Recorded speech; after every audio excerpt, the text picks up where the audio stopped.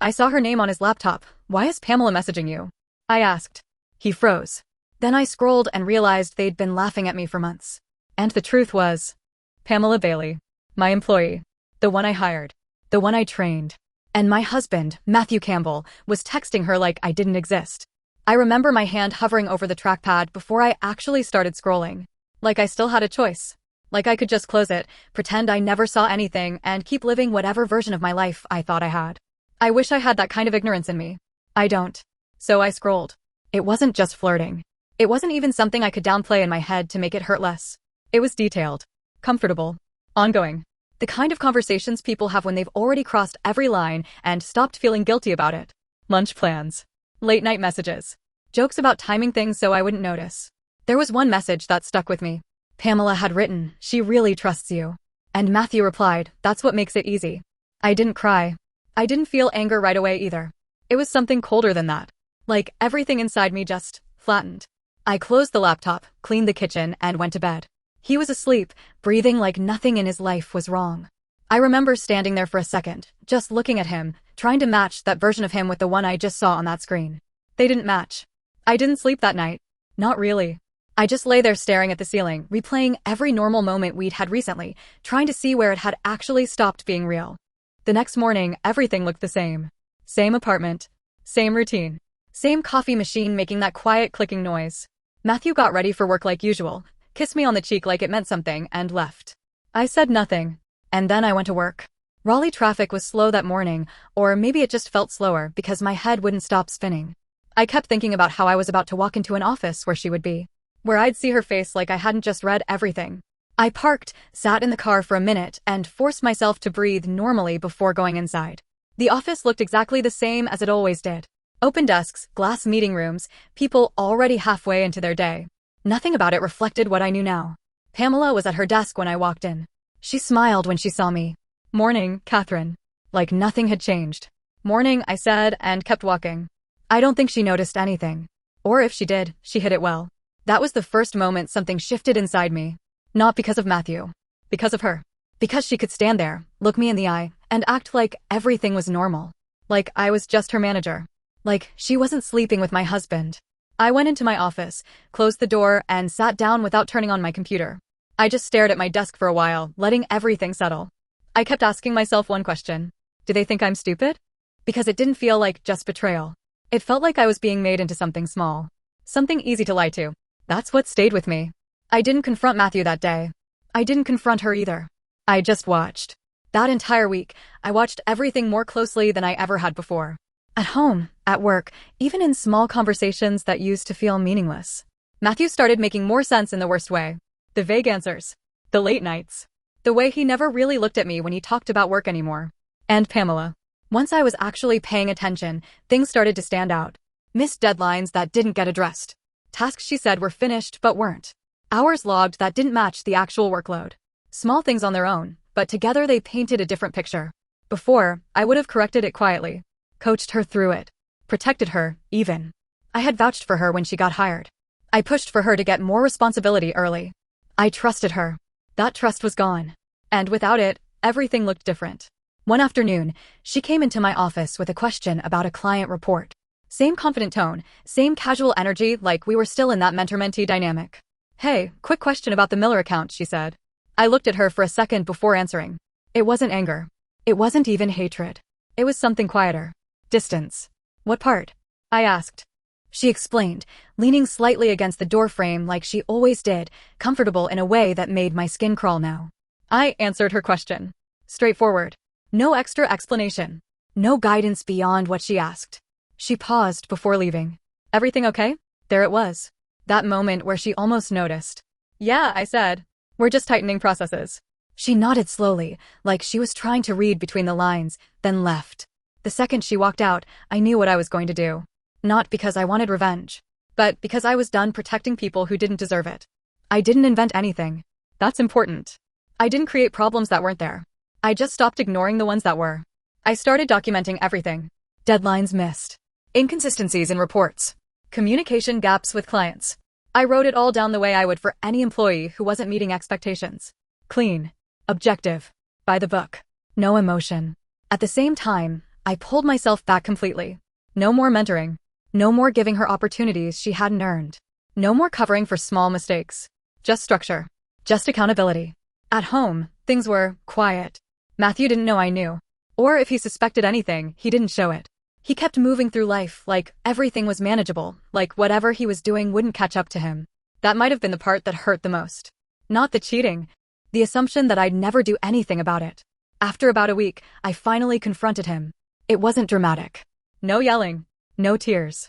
I waited until we were both home, sitting in the living room like any normal night. How long has it been going on? I asked. He looked at me confused. What? Don't do that, I said. You know exactly what I'm talking about. There was a pause. A long one. Then he laughed, but it wasn't real. You're overthinking something. Matthew, I said quietly, I saw the messages. That was when his expression changed. Not to guilt. To calculation. And in that moment, I realized something that made everything worse. He wasn't sorry. He was just deciding how to handle it. And that's when something inside me settled completely.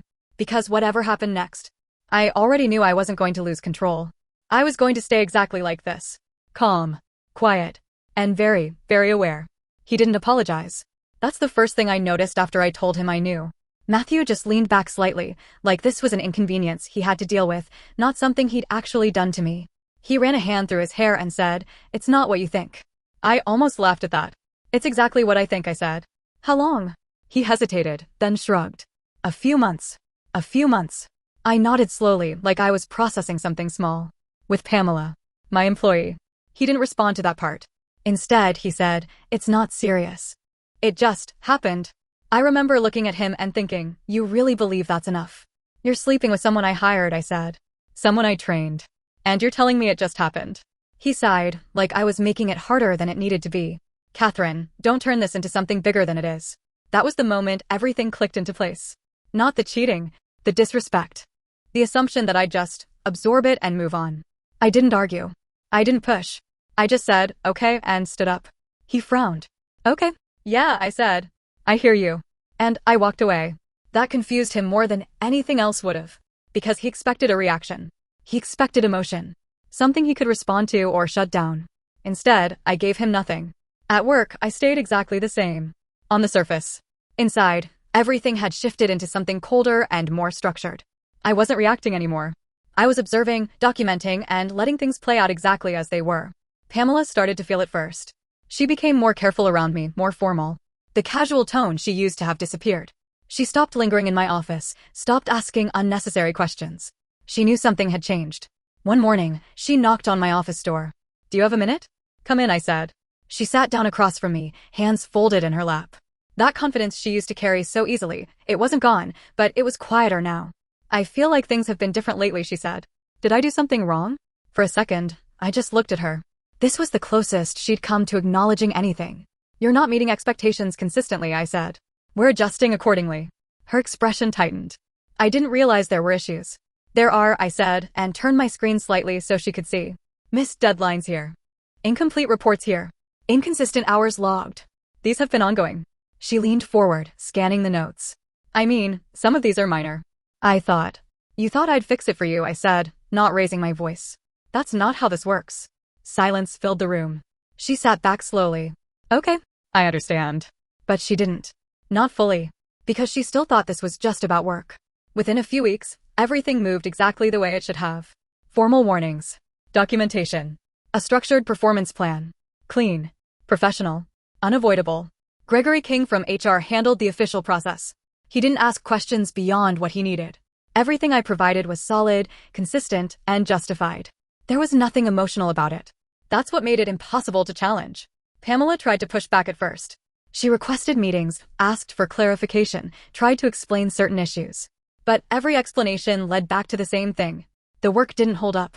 And for the first time since she'd been hired, no one was covering for her. The day she was let go, she didn't look surprised. She looked resigned. Gregory handled most of the conversation, but I was there. At one point, she looked directly at me and said, "I didn't expect this from you." I held her gaze. "This is standard process." Her expression shifted slightly, like she was trying to figure out if I was saying something else underneath it. But I wasn't. Or at least, not out loud. After she left, the office went quiet in that way it always does when something uncomfortable happens. People didn't say much, but you could feel it. Alice Bennett stopped by my office later that afternoon. Rough day, she said. Part of the job, I replied. She studied me for a second. You handled it well. I nodded, but I didn't say anything else. Because I wasn't sure what well meant anymore. A few days later, I heard about Matthew. Not from him. From someone else. Justin Baker, one of his coworkers, mentioned something to a mutual friend, and it made its way back to me. Apparently, there had been talk at his office. Nothing official at first, just rumors about him being involved with someone connected to another company. Then it escalated. Pamela had been careless. Messages, timing, inconsistencies. Enough for people to start asking questions. Matthew wasn't fired. But he lost something he'd been working toward for years. A promotion.